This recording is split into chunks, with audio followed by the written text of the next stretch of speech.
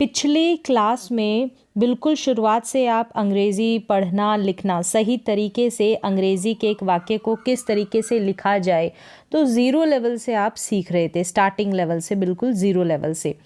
तो पहला पार्ट जो था उसमें आपने सीखा यहाँ पर इज़ एम आर का यूज़, वॉज वर का यूज़ और विल बी का यूज़, ये कंप्लीट यूजेस आपने कर लिए हैं, जहाँ पर सिंपल सेंटेंसेस को, साधारण से वाक्यों को किस तरीके से बनाया जाता है। तो यहाँ पर ये जो है आज पार्ट 2 है, इसमें ग्रामर भी कवर हो जाती है, इंग्लिश के सही वाक्यों को बनाना भी आ जाता है और सही तरीके से पढ़ना भी आ जाएगा अगर आप बिगनर हैं तो यहाँ पर देखें आज क्या कवर करने वाले हैं। इज़ एम आर का यूज़ आपने सीख लिया कि साधारण वाक्य, बेसिक सेंटेंस किस तरीके से बनाए जाते हैं, अगर वो वाली क्लास आपने देखी है। और वॉज वर का यूज़ भी देख लिया, ये प्रेजेंट टाइम में है तो ये पास्ट टाइम में इसका यूज़ होगा, फ्यूचर टाइम के लिए विल बी का यूज़ होगा।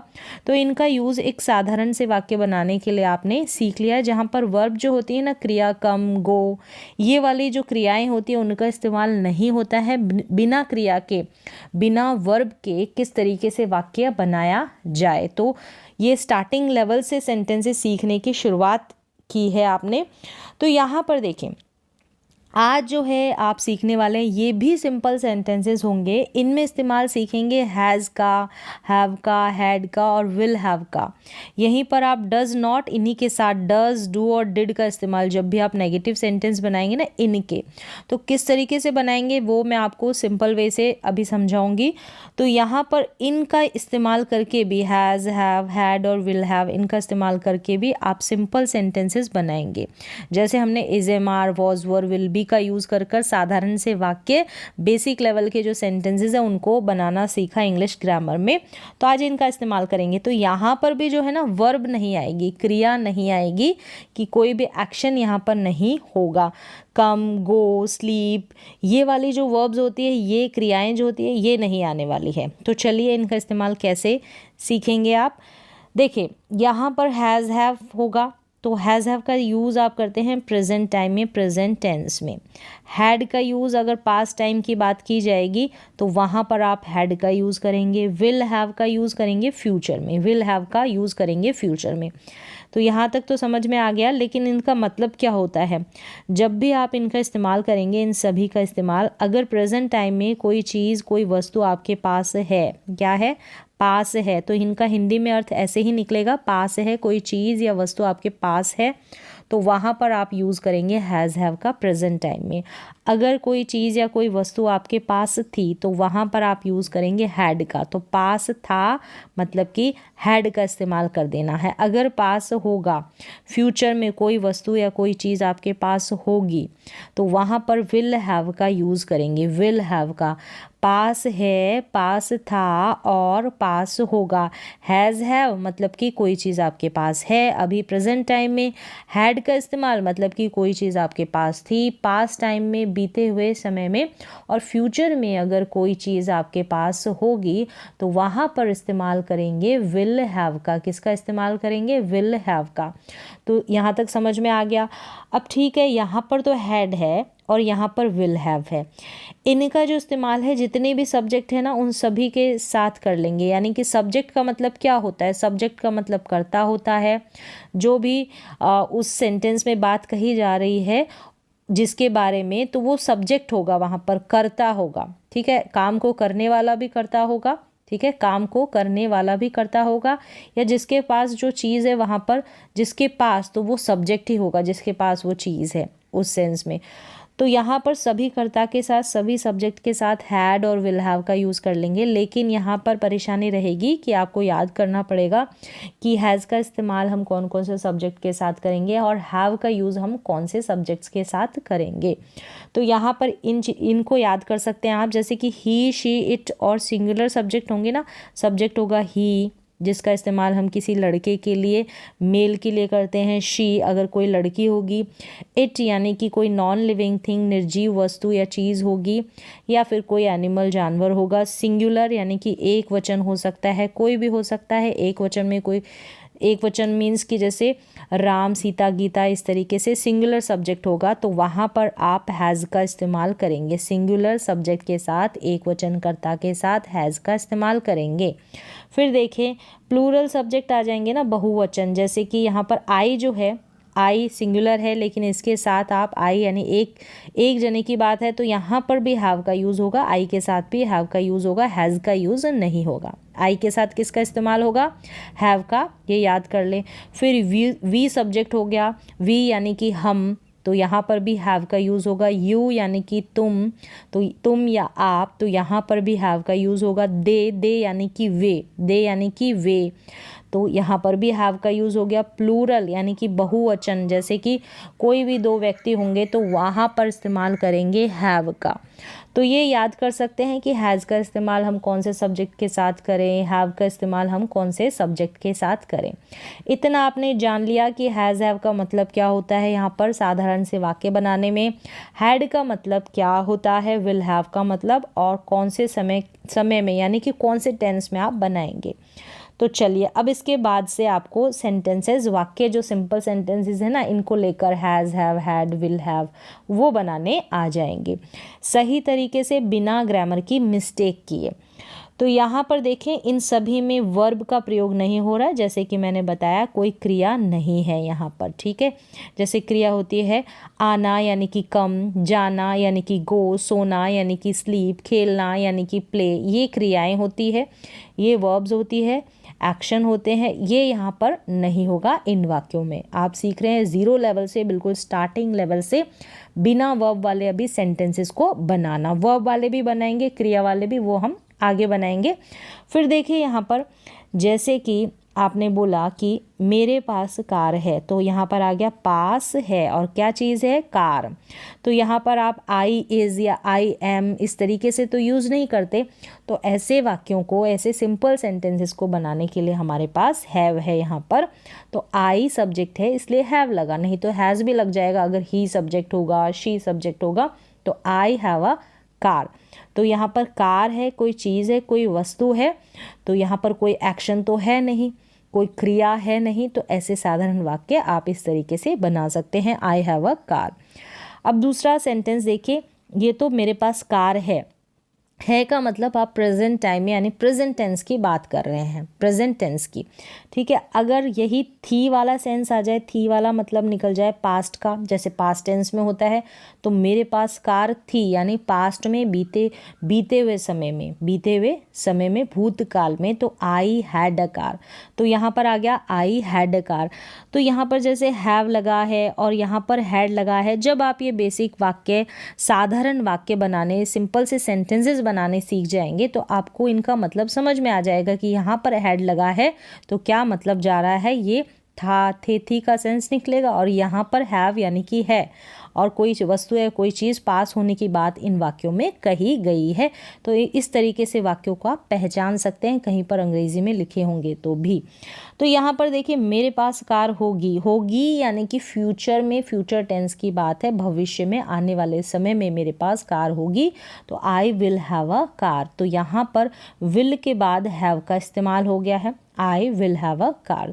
तो इस तरीके से आप साधारण वाक्य बना सकते हैं, और आपके पास क्या क्या है उनको, उनकी अंग्रेजी, उनकी इंग्लिश इस तरीके से बना सकते हैं।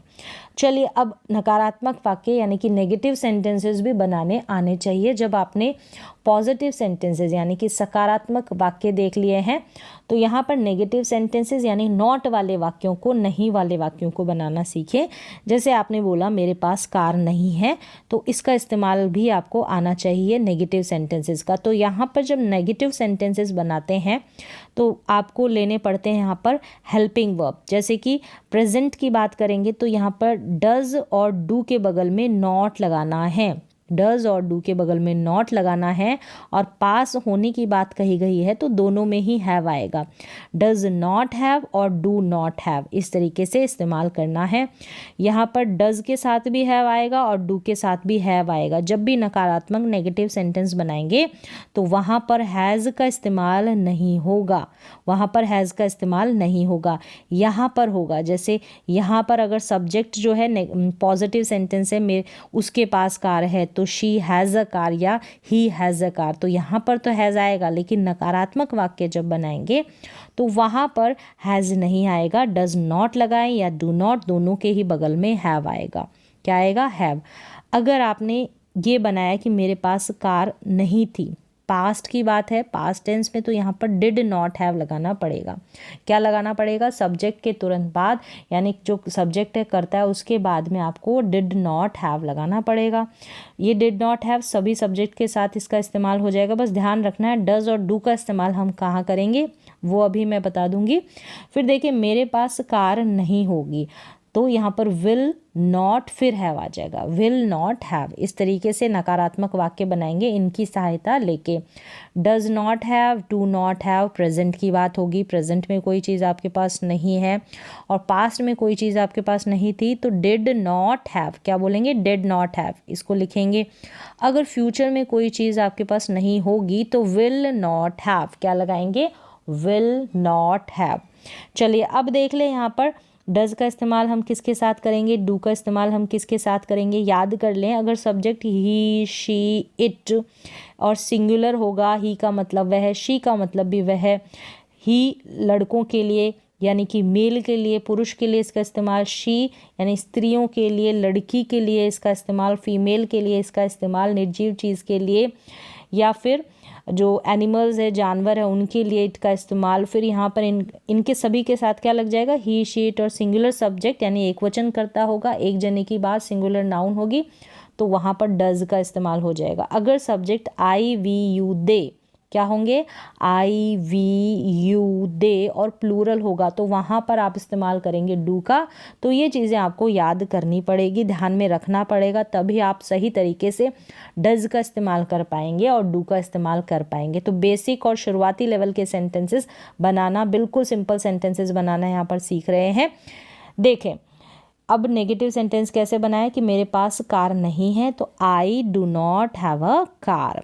आई डू नॉट हैव आ गया यहाँ पर, I do not have a car. मेरे पास कार नहीं थी यानी कि पास्ट टेंस में, तो I did not have a car. तो यहाँ पर देखिए डू नॉट, डज नॉट हो तो भी हैव आएगा, डिड होगा ना तो भी हैव आएगा। फिर देखिए मेरे पास कार नहीं होगी फ्यूचर में, आने वाले समय में, भविष्य काल में, तो आई विल नॉट, विल के बाद में नॉट लगाना है, I will not have a car, I will not have a car.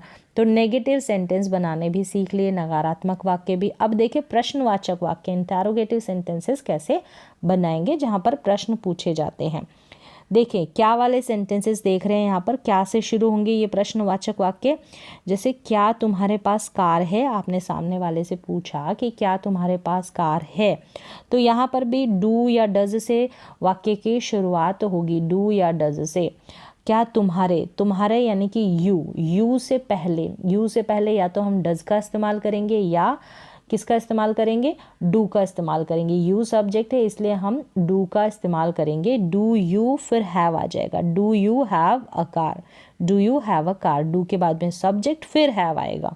फिर यहाँ पर देखें क्या तुम्हारे पास कार थी, यानी कि बीते हुए समय में, पास्ट टाइम में, पास्ट टेंस, तो यहाँ पर तुम्हारे या कोई भी सब्जेक्ट हो तो डिड का इस्तेमाल होगा। डिड के बाद में जो भी हेल्पिंग वर्ब यहाँ पर लगा रहे हैं, जैसे हेल्पिंग वर्ब मतलब सहायक जो क्रिया है, डू हो गई, डिड हो गई, ठीक है, प्रश्नवाचक और नेगेटिव सेंटेंसेस में। तो यहाँ पर देखिए डिड के बाद में सब्जेक्ट रखना है, मतलब जो भी हेल्पिंग वर्ब है उसके तुरंत बाद में सब्जेक्ट रखना है। डिड यू, फिर हैव आएगा, did you have a car. और क्या तुम्हारे पास कार होगी आने वाले समय में, तो will you have a car, will you have a car. तो इस तरीके से आप बना लेंगे सेंटेंसेस, हैज़ हैव का इस्तेमाल करके, हैड का इस्तेमाल करके, विल हैव का इस्तेमाल करके। कुछ और साधारण से वाक्य इनका इस्तेमाल करके बनाए जाते हैं, उनको भी देख लेते हैं। जैसे कि आपको कोई बुखार है, कोई बीमारी है, तो ये बताने के लिए भी हैज़ हैव का इस्तेमाल किया जाता है। जैसे कि उसे बुखार है तो ही हैज़ अ फीवर या शी हैज़ अ फीवर। लड़का है तो ही, लड़की है तो शी। तो यहाँ पर देख सकते हैं हैज़ का इस्तेमाल हुआ है, हैज़ का इस्तेमाल हुआ है। और मेरे सर में दर्द है ऐसा बोलना हो तो आई हैव अ हेडेक, तो तब भी आपको इस्तेमाल करना पड़ेगा हैज़ हैव का, हैज़ हैव का। अगर पास्ट की बात है तो आई हैड कर देंगे, आई हैड कर देंगे। अब देखिए, अगर आपके कोई भाई बहन फ्रेंड ये है तो ये बताने के लिए भी आपको क्या करना पड़ेगा, हैज़ हैव का सहारा लेना पड़ेगा। जैसे कि उसके 2 भाई है, उसके 2 भाई है तो ही के साथ हम हैज़ का इस्तेमाल करेंगे। तो हैज़ कितने, 2 भाई तो 2 ब्रदर्स। ही है यानी हैज़, फिर 2 भाई 2 ब्रदर्स। तो इस तरीके से ट्रांसलेट भी कर देंगे, सेंटेंसेस को बना भी लेंगे। तो यहाँ पर देखेंगे कि उससे बुखार है या उसके सर में दर्द है, उसके 2 भाई है। तो ऐसे वाक्यों में ज़रूरी नहीं है कि हिंदी में पास है का मतलब निकले कि उसके पास बुखार है ऐसा बोला जाए। तो ऐसे वाक्यों को खुद से समझना पड़ता है कि मेरे सर के पास दर्द है या सर में दर्द है, ऐसे ही बोलेंगे ना। पास है वाला जो हिंदी में मतलब है वो नहीं बोलेंगे, हिंदी में नहीं बोलेंगे। बाकी सेंस यही इसका मतलब निकलेगा कि ये बातें बताने के लिए, बुखार होना, कोई बीमारी होना, फीवर होना, तो ये सब होने के लिए हमको हैज़ हैव का सहारा लेना पड़ता है। और किसी के 2 भाई है, फ्रेंड्स है, ये बातें बताने के लिए भी हमको हैज़ हैव का सहारा लेना पड़ता है। तो यहाँ पर आपको जो सिंपल सेंटेंसेस है काफ़ी सारे आपने सीख लिए होंगे इज एम आर का यूज़ कर कर, वॉज वर का, सभी का जो प्रीवियस क्लास थी उसमें। तो यहाँ पर और सेंटेंसेस है 2, तो इनकी जो है अंग्रेज़ी आप बनाएंगे। मेरे पास एक कलम है कि मेरे पास एक पेन है, तो इसको इंग्लिश में कैसे लिखेंगे। मेरे पास एक पेन है तो आप बनाए मेरे पास एक पेन है। उसके पास एक किताब है, क्या है, उसके पास है एक किताब है। तो यहाँ पर आप पॉजिटिव सेंटेंस भी बना सकते हैं, इन्हीं का नेगेटिव सेंटेंस भी बना सकते हैं। जैसे मेरे पास एक कलम है, एक पेन है, या फिर मेरे पास एक पेन नहीं है, कलम नहीं है। क्या मेरे पास एक पेन है, इस तरीके से। उसके पास एक किताब है और उसके पास एक किताब नहीं है। क्या उसके पास एक किताब है। तो इनका आप अंग्रेज़ी में, इन सेंटेंसेस को आप अंग्रेज़ी में ट्रांसलेट कर सकते हैं। तो इनको आप करें। तो यहाँ पर आपने साधारण से वाक्य, ये दूसरी क्लास है, सेकंड क्लास है। पहली क्लास में भी जो सिंपल सेंटेंसेस है बिना वर्ब के वो सारे सीखे। तो यहाँ पर इन सभी का इस्तेमाल कर कर आपने सही तरीके से बिना ग्रामर की कोई मिस्टेक किए सिंपल सेंटेंसेस को बनाना सीख लिया है। तो इससे आगे वाले लेवल में भी हम कुछ और सेंटेंसेस किस तरीके से बनाए जाते हैं वो सीखेंगे ग्रामर का इस्तेमाल कर कर। तो आज की क्लास में बस इतना ही, मिलते हैं नेक्स्ट क्लास में।